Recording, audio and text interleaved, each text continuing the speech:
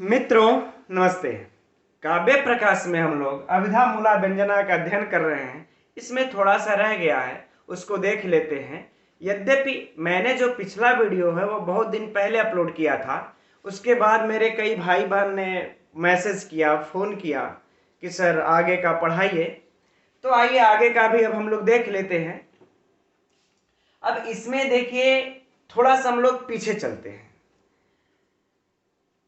तो पीछे हम लोगों ने जो अध्ययन किया, आचार्य मम्मट को हम लोगों ने यह पढ़ा कि कैसे वह एक अभिधा शक्ति होती है और एक लक्षणा होती है। ठीक, इनके बाद वह व्यंजना वृत्ति को भी सिद्ध की, अर्थात जिसको कि ध्वनि कहते हैं। इस व्यंजना वृत्ति को वह सिद्ध करते हैं। इसके लिए वह मुकुल भट्ट आदि का जोरदार खंडन करके इस व्यंजना वृत्ति को सिद्ध कर देते हैं कि यह काव्य में एक व्यंजना वृत्ति भी होती है जो कि अभिधा और लक्षणा के से हटके होती है, इन दोनों के अतिरिक्त होती है। इन दोनों को बता लेने के बाद यह व्यंजना को सिद्ध कर देते हैं। अब इस व्यंजना को वह काव्य प्रकाशकार आचार्य मम्मट पहले दो भागों में बांटते हैं। थोड़ा सा मित्रों बस हम लोग रिवीजन कर लेते हैं। एक तो यह बांटते हैं शाब्दिक व्यंजना, ठीक, और एक बांटते हैं आर्थी व्यंजना, है ना। इस शाब्दिक व्यंजना को फिर यह दो भागों में बांटते हैं, ठीक। एक बांटते हैं लक्षणामूला व्यंजना, लक्षणामूला व्यंजना, और एक बांटते हैं अभिधामूला व्यंजना,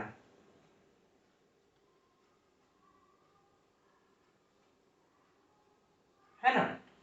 यह दो बांटते हैं। हालांकि आगे चल करके आर्थी को भी बांटते हैं। अब आर्थी वाला तृतीय उल्लास में है। यह जो हम लोगों को तृतीय उल्लास में मिलता है तो हम लोग तृतीय उल्लास में पढ़ लेंगे। लेकिन ये जो शाब्दिक व्यंजना है, इस शाब्दिक व्यंजना को यह दो भाग में बांटते हैं, एक लक्षणामूला और एक अभिधामूला। लक्षणामूला को हम लोग, उन्होंने गूढ़ अगूढ़, है ना, जो बांटा है उसका हम लोग पिछले वीडियो में अध्ययन कर चुके हैं। अब हम लोग अभिधामूला का अध्ययन करते हैं। अभिधामूला के अध्ययन में भी मैंने जस्ट इस वीडियो के जो पहले वीडियो अपलोड किया है उसमें इस अभिधामूला को विस्तृत रूप से समझा दिया है। लेकिन उसमें जो है एक आदेय शब्द रह गया था जो कि नहीं बता पाए थे। इसी आदेय शब्द के ऊपर चर्चा करेंगे आज हम लोग। पहले इस आदि शब्द को, जो आदि कहे हैं, इसको पढ़ लेंगे अभिधामूला में। इसके बाद जो है हम लोग आर्थी व्यंजना की तरफ बढ़ेंगे तृतीय उल्लास में। तो आइए इस आदि शब्द को पहले समझते हैं।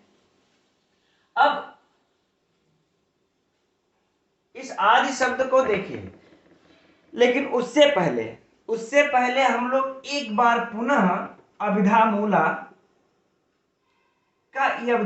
का अर्थ भी जान लेते हैं कि अभिधामूला व्यंजना किसको कहते हैं। ठीक, इस अभिधामूला व्यंजना किसको कहते हैं एक बार थोड़ा सा जान लेते हैं। देखिए, जब ऐसा शब्द कोई जिसके कि अनेक अर्थ हो, ऐसा शब्द कोई, मान लेते हैं यह शब्द है हरि, इसके अनेक अर्थ होते हैं। इस अनेक अर्थों में हम देखते हैं कि हरि का मतलब मेढक भी होता है, विष्णु भी होते हैं, तोता भी होता है, सिंह भी होता है ना। इस प्रकार से और भी कई अनेक अर्थ होते हैं। तो ऐसा शब्द जिसका कि अनेक अर्थ हो और वह संयोग आदि के कारण, किसके कारण? संयोग आदि के कारण यह अनेक अर्थवाची ये शब्द किसी एक अर्थ में जब वह बंध जाता है तो उसी को हम अभिधामूला व्यंजना कहते हैं। जब वो बस एक ही अर्थ का प्रतीति कराएगा तब हम उसको अभिधामूला व्यंजना कहते हैं। इसके लिए अब बात यह फंसती है, तो किस संयोग आदि के द्वारा वह अनेक अर्थवाची शब्द एक अर्थ में बंधेगा? यह संयोग आदि है क्या? यह संयोग आदि है क्या जिसके कारण यह अनेक अर्थवाची शब्द किसी एक अर्थ में बंधेगा? तो यह देखिए भर्तृहरि की यह कारिका है, जिसका कि हम लोग पिछले भी वीडियो में अध्ययन कर चुके हैं। संयोगो विप्रयोगश्च साहचर्य विरोधिता अर्थ प्रकरणम लिंगम शब्दस्यान्यस्य सन्निधि सामर्थ्यमौचिति देश कालो व्यक्ति स्वरादय। इसमें हम लोग संयोग विप्रयोग साहचर्य विरोध अर्थ प्रकरण लिंग शब्द ये जितने भी हैं सन्निधि सामर्थ्य औचिति देश काल व्यक्ति और स्वर को पढ़ लिया है। यही है संयोग आदि। इनके कारण जो है यह अनेक अर्थवाची शब्द एक अर्थ में बध जाते हैं। अब इसमें से हम लोगों को यही आद्य शब्द आदि रह गया था, जो भर्तृहरि ने लिखा है कि अभी आदि शब्द का क्या मतलब है। तो इस आदि शब्द को आज हम लोग अध्ययन करेंगे। जैसे इसमें देखिए संयोग के कारण एक बार थोड़ा सा और चर्चा कर लेते हैं। जैसे कि उदाहरण में यह देते हैं कि शंख चक्रो हरि, शंख चक्रो हरि। अब देखिए यहां पर सशंख चक्रो हरि है ना, सशंख चक्रो हरि अर्थात अब देखिए यहां पर हरि का तो कई अर्थ है, जैसा कि हमने बताया इंद्र चंद्रमा सूर्य विष्णु मेढक तोता है ना, घोड़ा बहुत सारे हैं। अब इस हरि शब्द का इसके साथ संयोग है शंख और चक्र के साथ, यानी स शंख चक्रो अर्थात जिसके जो शंख के साथ हो और चक्र के साथ हो ऐसा हरि। तो अब यह इस हरि शब्द का इसके साथ संयोग हुआ तो यह अब संयोग के कारण जो अनेक अर्थवाची शब्द था इस संयोग के कारण एक अर्थ में बध गया। किसमें? विष्णु में। क्योंकि शंख और चक्र तोता नहीं ले सकता, सिंह नहीं ले सकता, मेढक नहीं ले सकता, इंद्र नहीं ले सकते है ना, अग्नि नहीं ले सकते, सूर्य नहीं ले सकते, इसलिए यह एक अर्थ में बध गया। अब उसी तरह आदेय शब्द में अब पहले हम लोग यह समझते हैं कि यह जो आदेय शब्द है इसका आदि शब्द से हम किस अर्थ में लेंगे इस आदि शब्द को। तो जो आदि शब्द है इसका हम देखें अर्थ, यह भी परीक्षा का प्रश्न भी है मित्रों। अभिनय चेष्टा अथवा संकेत, अथवा संकेत, ठीक, इस आदि शब्द से हम लेंगे। अब कैसे अभिनय के द्वारा हम कैसे अनेक अर्थों को हम एक अर्थ में बांधेंगे, चेष्टा के द्वारा या संकेत के द्वारा, इसका अब उदाहरण आगे काव्य प्रकाशकार लिखते हैं। अब हम लोग उस उदाहरण को समझते हैं, किस आदि को आदि शब्द के द्वारा कैसे अभिनय चेष्टा संकेत से तीनों। अब यह परीक्षा का भी प्रश्न है मित्रों कि भर्तृहरि की यह जो कारिका है इसमें आदि शब्द से किसका बोध होता है। 4 ऑप्शन दे देगा, 4। अब उसमें जिस ऑप्शन जैसा रहेगा उसमें हम लगा सकते हैं किस आदि शब्द से अभिनय का बोध होता है या चेष्टा का बोध होता है या संकेत का बोध होता है। अब कैसे होगा मित्रों उसको हम लोग उदाहरण में देखते हैं। तो मैं पहले उदाहरण लिख लेता हूं संस्कृत में, फिर समझाता हूं। उदाहरण में मित्रों वह देते हैं कि आदि ग्रहणात्, यही वो उदाहरण है। आदि ग्रहणात्, आदि से जो ग्रहण किए इसका उदाहरण पहले एक बार पढ़ लेते हैं। एतावन मात्र स्तनिका एतावन मात्राभ्याम पक्षी पत्राभ्याम एतावन मात्रा अवस्था एतावन मात्रा दिवसे। इसका देखिए एक इसमें 2 बातें हैं, एक तो है उद्योतकार की और एक है चंद्रिका की। तो उद्योतकार यह कहते हैं उनके अनुसार कि एक नायिका है, नायक के ज्यादा चिर प्रवास हो जाने पर अर्थात नायक बहुत दिन तक बाहर रह गया है, उसके बाहर रहने पर वह जब आता है तो उससे एक नायिका उसकी सखी उस नायिका के बारे में वर्णन कर रही है कि वह नायिका अब कैसी हो गई है, उस नायक को जो चिर प्रवासी है उससे बता रही है। और एक चंद्रिकाकार का मत है, उनका क्या मत है, वह कहते हैं कि ऐसा कोई नायक है जो कि सुंदरता को देख करके उपभोग करता है या फिर प्रेम करता है, सुंदरता को ही देख करके वह प्रेम करता है, उससे उसकी एक नायिका कैसे उसका वर्णन कर रही है उस नायिका का। देखिए तो करे कि एतावन मात्र स्तनिका, करे एतावन अर्थात इतने, ये जो एतावन है अर्थात इतने, मात्र इतने ही दिनों में इस स्तनिका वह इतने बड़े स्तनों वाली हो गई, इतने बड़े स्तनों वाली हो गई। अब यहीं पर मित्रों देखिए, अभिनय हमने कहा आदिग्रहणात् किम, तो देखिए कह रहे हैं कि अभिनय या फिर कह ले संकेत या फिर चेष्टा, इसी की बात हम लोग कर रहे हैं। अब देखिए यह जो यहां पर जो एतावन, अच्छा पहले इसको अर्थ समझ लेते हैं, उसके बाद हम समझाएंगे कि वह इतने ही दिनों में इतने बड़े स्तनों वाली हो गई है। एतावन मात्राभ्याम, इतने ही दिनों में वह पक्षी पत्राभ्याम अर्थात उसके जो नेत्र हैं वह कमल के पत्ते के समान हो गए हैं, इतने कमल के पत्ते के समान ऐसे हो गए हैं।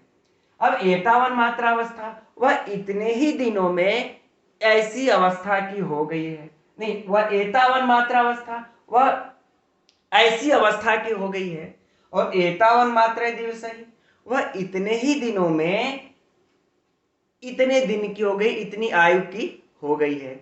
अब देखिए यहां पर, अब जो इतना बड़ा, जैसे अब हम कहेंगे एतावन मात्र स्तनिका वह इतने बड़े स्तनों वाली हो गई है, तब कितने बड़े स्तनों वाली हो गई है। अब एतावन जो है, एतावत जो है ना, यह जो एतावत शब्द आया है यही क्या है, यह अनेकार्थवाची है। जैसे वहां पे हमने पढ़ा था सशंख चक्रो हरि, अब समझिएगा मित्रों यहीं पर सशंख चक्रो हरि, यहां पर हरि जो है अनेकार्थवाची शब्द था, लेकिन यह संयोग के कारण विष्णु में प्रतिबंधित हो गया। अब यहां पर जो एतावत है यह अनेकार्थवाची शब्द है। अब एतावत से हम क्या समझेंगे, कितने बड़े स्तनों वाली वह नायिका हो गई, तो अब तो इस तरह से तो यह एक अर्थ में बधेगा नहीं। तो अब जो नायिका उस नायक से कह रही है कि इतने बड़े स्तनों वाली, अब वह अभिनय या संकेत या चेष्टा के द्वारा बताएगी कि आम या अमलक या फिर नारंगी इतना साइज बता करके अब वह बता रही है कि इतने बड़े स्तनों वाली हो गई है।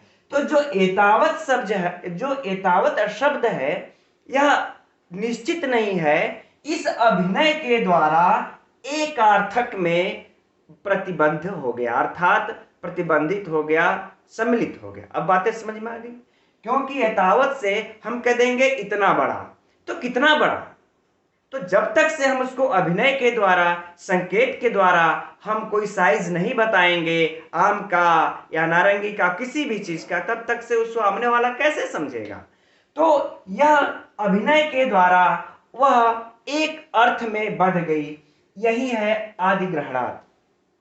ठीक, तो अब देखिए, अब इसका अब हम कैसे अर्थ लेंगे, अब ऐसे अर्थ लेंगे कि वह नायिका, अब जो बता रही है नायक से, कह रही है कि वह नायिका इतने ही दिनों में इतने बड़े स्तनों वाली हो गई। अब वह हाथ से आकार बना के बता रही है, एतावन मात्राभ्याम, वह नायिका इतने ही जो है, वह नायिका अब कमल के पत्ते का आकार अब बनाएगी हाथों से, कि इस प्रकार का जैसे कमल का पत्ता होता है उस प्रकार का आकार बनाते हुए इस प्रकार के नेत्रों वाली हो गई है। ठीक, पक्षी पत्राभ्याम है ना। अब फिर एतावत, अब उसकी इतनी अवस्था हो गई है, अब कितनी बड़ी हो गई है पता नहीं कितनी बड़ी हो गई है। फिर अब एतावत, अब वो अभिनय के द्वारा अब बता रही है इतनी बड़ी हो गई है, चाहे इतना बड़ा हो गई है ना, चाहे इतनी बड़ी इतना बड़ा कुछ तो बताएगी। तो इस अभिनय के द्वारा फिर यहां पर एतावत एक अर्थ में अब बधा। फिर एतावन मात्र दिवस ही, अब कह रहे हैं कि अब अंगुली पर गिन के बता रही है कि वह इतने दिनों में वह नायिका ऐसी हो गई है। ठीक है मित्रों, तो यहां पर यह अभिनय के द्वारा यह एतावत अनेकार्थवाची हो अब एक अर्थ में बध गया, इसलिए यहां पर कौन सा हुआ, यह किसका उदाहरण है, अभिधा मूला व्यंजना का उदाहरण हुआ। ठीक है मित्रों, ये बातें समझ में आ गई, उम्मीद करते अब समझ में आ गया होगा, इतने दिनों में हो गई। तो इतना हम ध्यान रखेंगे कि यह कैसा उदाहरण है, अभिनय संकेत का, संकेत ग्रहण करे, संकेत से समझा रही है। ठीक, इसमें कौन अनिश्चित है, किसको एक अर्थ में संकेत के द्वारा तब्दील किया जा रहा है, एतावत को, है ना। यहां भी है, यहां भी है, यहां भी है। अब आगे मम्मट कहते हैं, अब आगे मम्मट फिर से अभिधा का एक उदाहरण देते हैं, लेकिन वह उदाहरण मित्रों किस दशा में होगा, पहले इस चीज को समझना आवश्यक होगा। तो उसके लिए देखिए, जैसे कि संयोग आदि के द्वारा कोई भी अभिधा अनेक अर्थवाची होने पर एक अर्थ में बढ़ गया। ठीक, जैसे हम फिर से एक बार आप लोगों को सशंख चक्रो हरि का उदाहरण दे करके हम बताते हैं, इसी से आसानी से समझ में आएगी। सशंख चक्रो हरि, है ना। अब मान लेते हैं यहां पर इनको संयोग आदि के द्वारा बंधने पर यह अभिधा मूला व्यंजना का अनेक अर्थ होने पर बंध गया।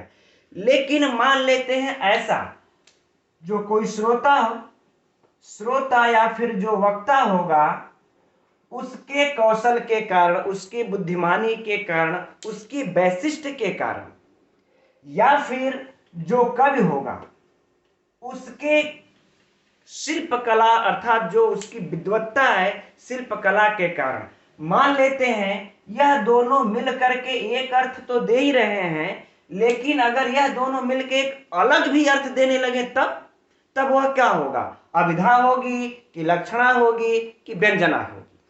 उसके लिए आचार्य मम्मट लिखते हैं नीचे वृत्ति में, आप लोग पुस्तक रख लीजिएगा, वह नीचे वृत्ति में लिखते हैं कि तत्र अभिधा नियमात तस्या, कि उसको भी हम अभिधा नहीं कहेंगे, उसको भी हम अभिधा नहीं कहेंगे।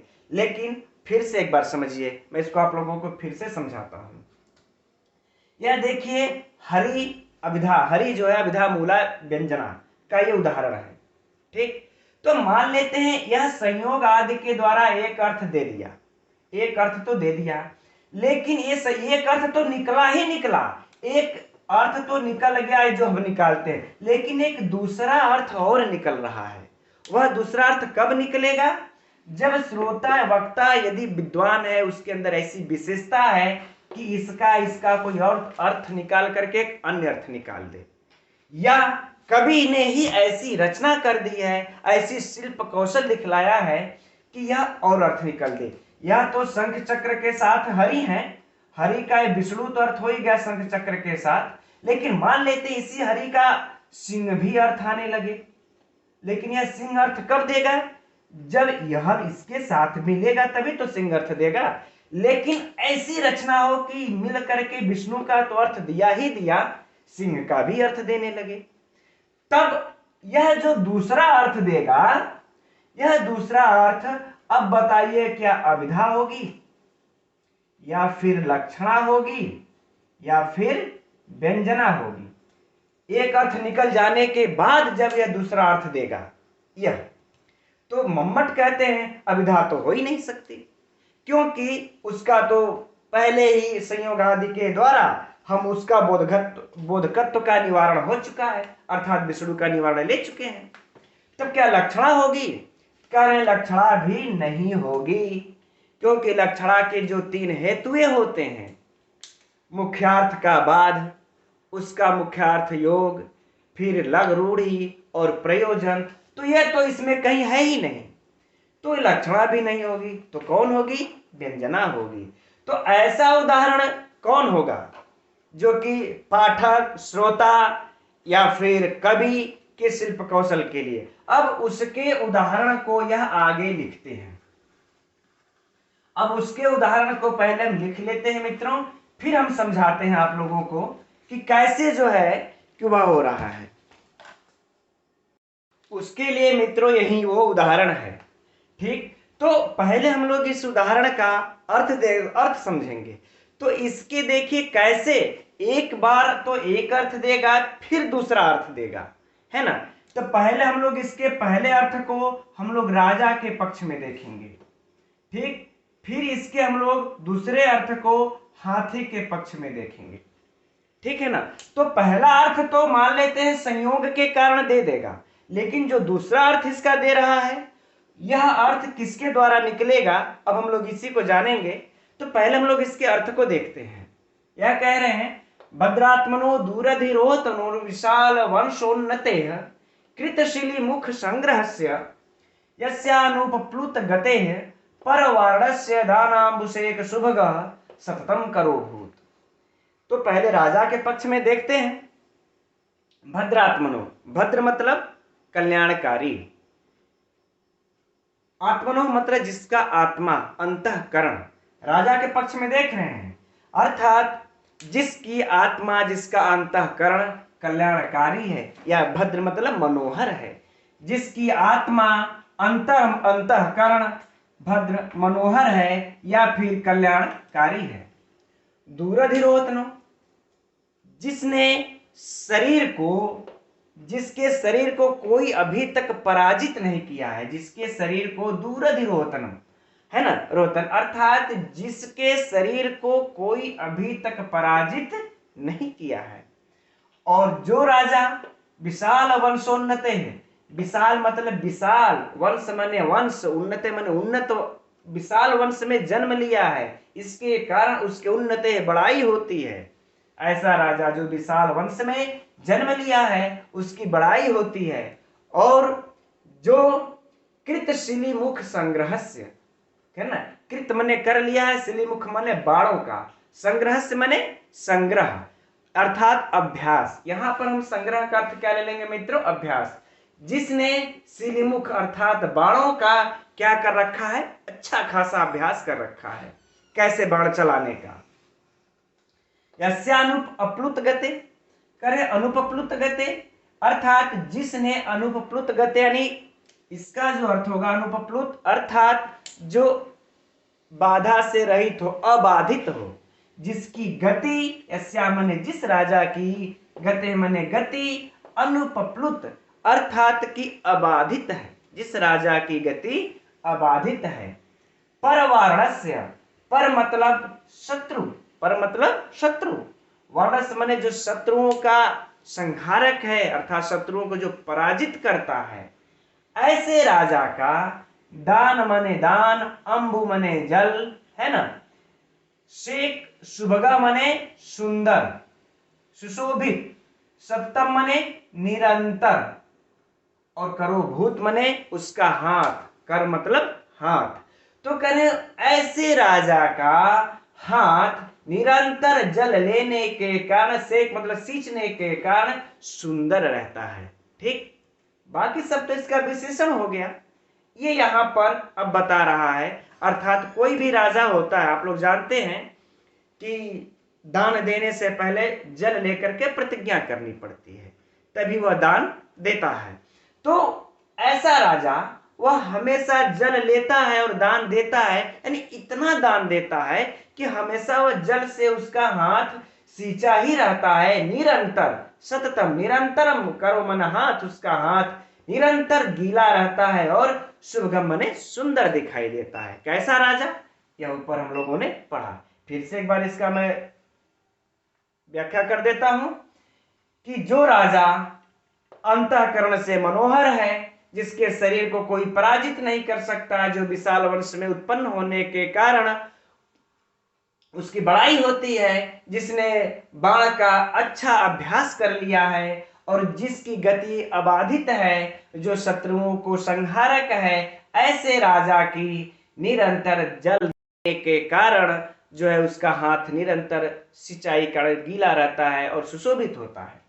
यह पहला अर्थ निकला राजा के पक्ष में। लेकिन जो विशिष्ट रूप से पढ़ने वाले हैं, जो इसका वक्ता होगा, जो बोलने वाला होगा, जो और जो श्रोता होगा, समझने वाला होगा, उसकी विशिष्टता कह ले, या फिर जो इस श्लोक को रचना किया है, जो लिखा है, उसको, उसकी शिल्प कौशल को समझ लें। अब यह दो अर्थ निकल रहा है, और वह कैसे, जैसे कि जो हम लोग संयोग आदि में एक आया था प्रकरण, एक क्या आया था प्रकरण, प्रकरण के कारण भी अनेक अर्थवाची शब्द एक अर्थ में बद्ध हो जाते हैं। तो इस प्रकरण के कारण जो है एक इसका दूसरा अर्थ भी निकल जाता है। अब देखिए दूसरा अर्थ कैसे निकल रहा है। अब दूसरा अर्थ निकाल के देखते हैं, भद्र आत्मनो, भद्र आत्मनो। अब कह रहे हैं इसका जो दूसरा अर्थ है, अर्थात कि वह भद्र जाति का है। कौन? वह हाथी भद्र जाति का है। और दूरधिरोतन, कह रहे हैं कि दूरधिरोतन उसके अर्थात उसका जो उसके ऊपर चढ़ने में, रोहतम अर्थात आरोहण करने में, चढ़ने में दूरधि अर्थात कठिनाई होती है। कोई हाथी है, भद्र जाति का है, उसके ऊपर चढ़ने में कठिनाई होती है। क्यों? क्योंकि वह विशाल है, क्योंकि वह विशाल है। और वंश, अब यहां पर देखिए राजा के समय में इस वंश का अर्थ वंश अर्थात कुल था। अब इस वंश का मतलब हड्डी हो जाएगा, क्योंकि उसकी हड्डी उन्नतः माने ऊंची है, विशाल है, अर्थात जो उसकी पीठ है वह अत्यंत ऊंची है, विशाल है। इसके कारण रोहतन उसके ऊपर आरोहण करने में, चढ़ने में दूरधि माने कठिनाई हो रही है। ठीक, देखिए दूसरा अर्थ निकल रहा है हाथी के पक्ष में। आगे करे कृत शिलीमुख संग्रह से, करे उसका जो सूंड है ना। अब शिलीमुख, शिलीमुख का मतलब क्या होता है? कि भौरा भी होता है। एक तो बाण हो गया, दूसरा भौरा हो गया। अब कह रहे हैं कि वह भौरों से, भौरों का हमेशा संग्रह से माने संग्रह किया रहता है, कृत माने करना, संग्रह किया रहता अर्थात एकत्रित, इकट्ठे रहते हैं। कहां पर? उसके सूंड पर, है ना। अब देखिए यस्या अनुपप्लुत गति, आगे कहते हैं कि इसकी जो गति है वह अबाधित है। यह हाथी के लिए भी हो जाएगा जो राजा के लिए था। आगे परवारणस्य, पर वारण माने क्या होता है? हाथी, वारण मतलब हाथी। तो कह रहे यह पर मतलब उत्तम है, पर मतलब उत्तम, वह उत्तम हाथी, वह उत्तम हाथी का। अब देखिए यहां पर, अब हम दानांबु से, हम इसका सूंड होगा, सूंड सुंदर है, निरंतर गीला रहता है। अब बातें समझ में आ गई कि उसका सूंड जल से, मद से, अब यहां पर जो अंबु से हम जल लिए थे, अब क्या ले लेंगे? मद, मद से सुंदर रहता है और निरंतर, है ना। और कर मतलब यहां पर जो हाथ था, यहां पर हम सूंड ले लेंगे, है ना।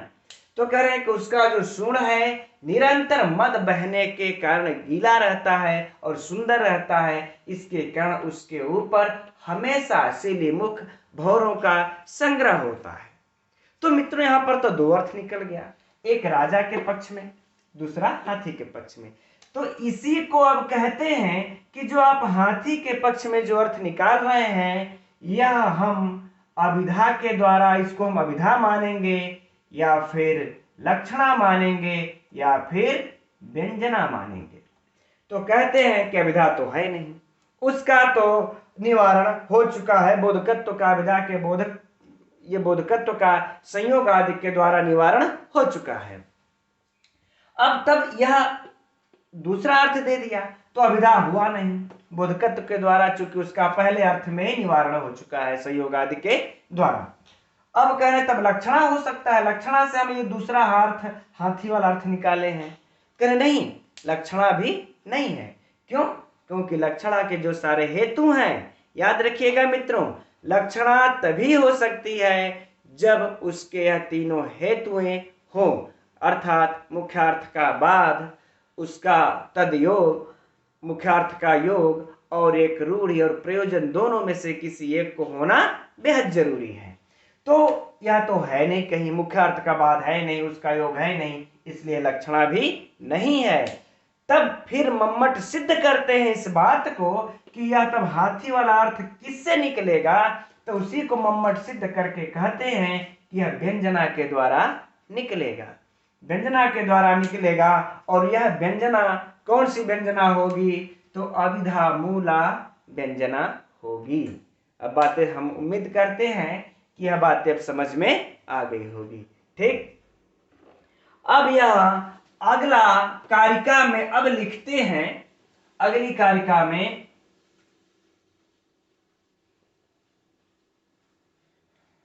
तद युक्तो व्यंजकः शब्दः, यह कारिका इनकी जो सूत्र संख्या है यह 33 है ना, सूत्र संख्या 33। तद युक्तो व्यंजकः शब्दः,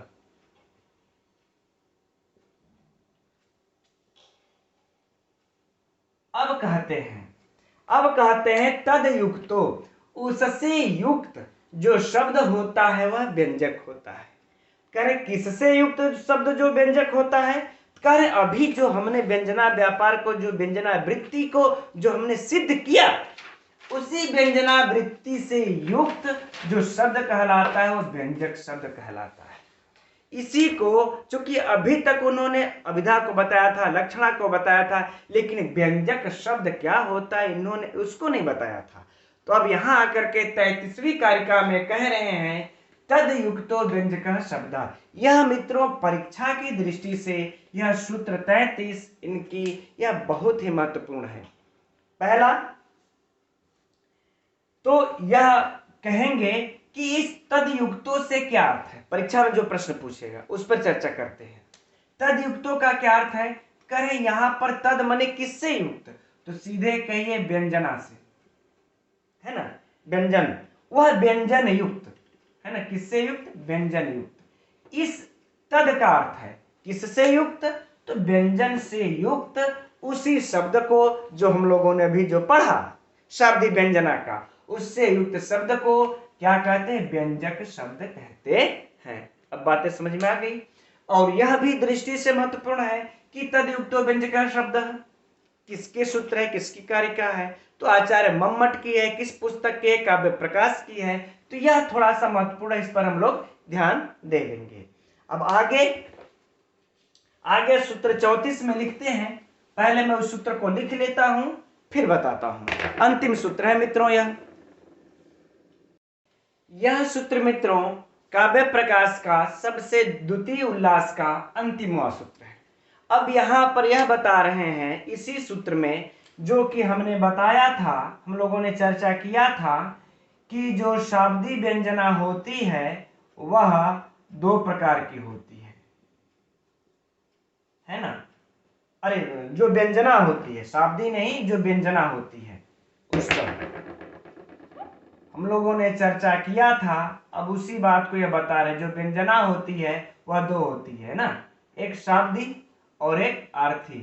तो हम लोगों ने शाब्दी को तो पढ़ लिया, अब आर्थी व्यंजना को यह बता रहे हैं कि अब यह आर्थी व्यंजना किसको कहते हैं। करें यत स्वार्थांतर युक्त तथा, लेकिन मैं इसको समझने से पहले आप लोगों को इस तरह से समझा देते हैं।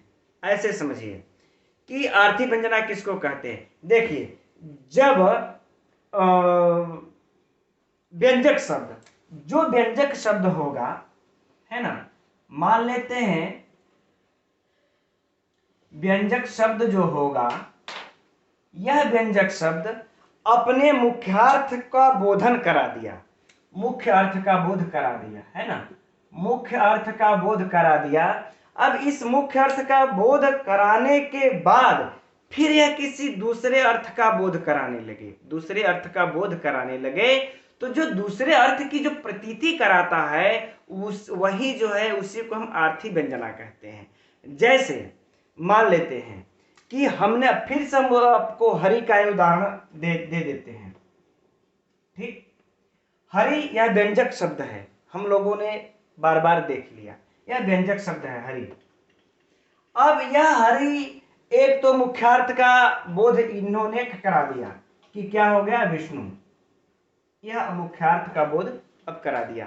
इस मुख्यार्थ का यह अर्थ तो हो गया, हरि का अर्थ क्या हुआ, विष्णु है ना। लेकिन अब यह विष्णु अर्थ तो कह तो रहा है, लेकिन वो विष्णु का विष्णु अर्थ ना होकर के कोई और अर्थ निकल रहा है, वहां शब्द से कोई मतलब नहीं है मित्रों, अर्थ से मतलब है कि इसका यह अर्थ मुख्य अर्थ का होने के बाद एक दूसरा अर्थ देने लगेगा। वह दूसरा जो कि इस विष्णु हरि से भिन्न होगा, जो कि इस विष्णु और हरि से भिन्न होगा, वह अर्थ को हम आर्थी व्यंजना कहेंगे। वह व्यंजना के द्वारा ही निकल सकता है वो, और उसको हम कौन सी व्यंजना कहेंगे, आर्थी व्यंजना कहेंगे। यही पूरे तृतीय उल्लास में है। अब वह उसी का वर्णन किए हैं। अब इसी को हम लोग यहां पर समझ लेते हैं। यत स्वार्थांतर युक्त तथा, अर्थात यह कह रहे हैं कि अब वह उससे स्वार्थांतर युक्त, उससे युक्त, उससे जो अर्थ होगा अर्थांतर यानी कि एक अर्थ, उसको हम आर्थी व्यंजना कहते हैं। अर्थोपि व्यंजकस्य तत्र सहकारिता मतः, अर्थात इसके लिए उसके साथ सहकारी रूप से अर्थ भी व्यंजक होता है। इससे मित्रों हम लोगों को थोड़ा सा वैसे भी आप लोग समझते हैं। देखिए शब्दार्थों कहा था, ये जो सहकारिता या शब्द आया है ना, शब्दार्थ अर्थात कि देखिए जो भी होता है शब्द और अर्थ, ये दो बातें आती हैं, है ना। यदि हम सिर्फ सूत्र को पकड़ कर चलेंगे मित्रों तो अर्थ बिल्कुल स्पष्ट नहीं हो पाएगा, क्योंकि सूत्र तो बस मेरा यही कह रहा है, यत सो अर्थ, वह अर्थ अर्थांतर युक्त तथा वह अर्थ दूसरे अंतर मतलब दूसरे अर्थ के योग से तथा मतलब उस प्रकार का है। इसका अर्थ यदि हम देखेंगे तो यही निकलता है कि क्योंकि वह दूसरे अर्थ के योग से उस प्रकार का होता है, इसलिए व्यंजना में अर्थ भी सहकारिता होती है, सहयोगी होती है। ठीक, अब हम बात इसकी कर रहे थे शब्दार्थों की। इसमें देखिए एक शब्द भी होता है और एक अर्थ भी होता है। तो हमने अभी शब्द को जाना है, अभी अर्थ को जानना बाकी है। चूंकि ये दोनों से युक्त योग होने पर ही उसको हम काव्य कहते हैं। तो जब हम शब्द को जान लिए तो उसमें अर्थ भी सहकारिता होती है, अर्थात अब ऐसे समझिए कि व्यंजना में शब्द तो सहकारिता होती ही है, इस व्यंजना को निकालने में अर्थ भी सहकारिता होती है। यही इसको अर्थोपि व्यंजकस्य तत्र सहकारितया मतः, उस व्यंजना का अर्थ निकालने, उस व्यंजना को निकालने में अर्थ भी सहकारितया सहायिका होती है। अब इसलिए आर्थी व्यंजना को भी बताएंगे, लेकिन अगले उल्लास में, ठीक है, तीसरे उल्लास में। अब हम लोग मित्रों फिर अगले वीडियो में तीसरे उल्लास की चर्चा करेंगे, आर्थी व्यंजना की चर्चा करेंगे। तब तक के लिए नमो नमः।